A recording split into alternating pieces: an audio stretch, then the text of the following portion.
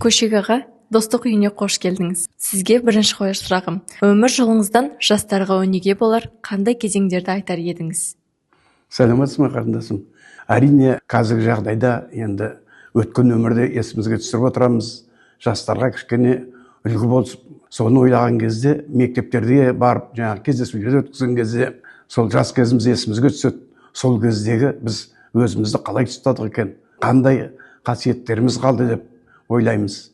Сонда өмірімдегі айқын жолдардың біреуі сол мектепте болды деп есептеймін.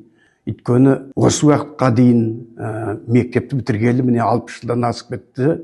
Сол ұстаздарымыз есімізге түседі. Өйткені ол кісілер өздерінің жаңағы бар білімін салып, өмірдің қызық кездерін жұмсап бізге дұрыс тәрбие береміз деп ұмтылып, ол кісілердің еңбектері міне біздің өмірімізге азық болды. Сондықтан мектептегі ұстазымды жиі есіме түсіремін. Келесі сұрағымыз, сіз үшін бірлік ұғымы қандай мағынаны білдіреді? Бірлік деген ең бір қасиетті ұғым деп есептеймін.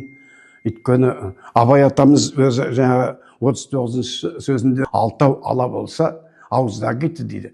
Төртеу төл болса, төбеде келеді дейді. Сол шынында рас. Енді бірлік бар жерде тірлік бар деп айтады. Бірлік болса береке болады деп айтады.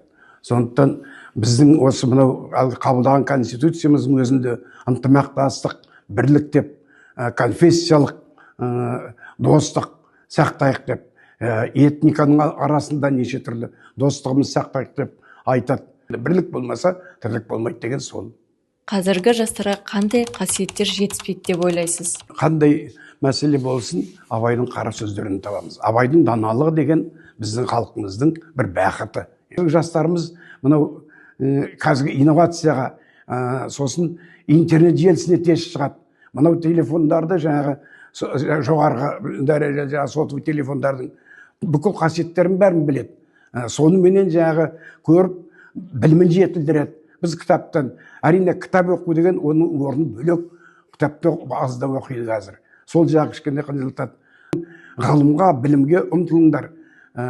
Абайдың, атамыздың қара сөздерін оқып, көңілдеріңе тоқып отырсаңдар, соның ішінде өмірге деген бар керегі Абайдың қара сөздерінде. Соны жастарға айтқым келеді. Бірлік ұстанымыңыз қандай? Өмірлік ұстаным енді әрқашан адалдық болды. Кемнің айтатын, шешем айтатыны, адал бол, еңбекқор бол дейді.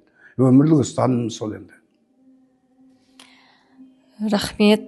Құрметті Көшек аға, өнегелі әңгімеңіз үшін сізге үлкен алғысымды айтамын. Сіздің өмір жолыңыз бен даналық сөздеріңіз «Дана сөз, дара жол» жобасының шынайы мазмұны екеніне көз жеткіздік тағы бір рет. Рахмет келгеніңізге. Үлкен рахмет. Барлығыңызға да амандық, жақсылық тілеймін. Сіздердің мынау жұмыстарыңыз, мынау достық үй деп атағанның өзі қандай тұрады. Сондықтан осы достық үйіміз көркейіп, достығымыз нығая берсін.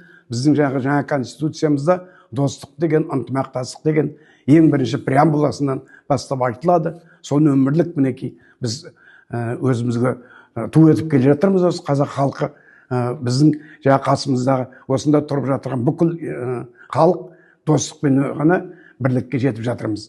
Еліміз аман, жұртымыз тыныш болсын. Рахмет сіздерге.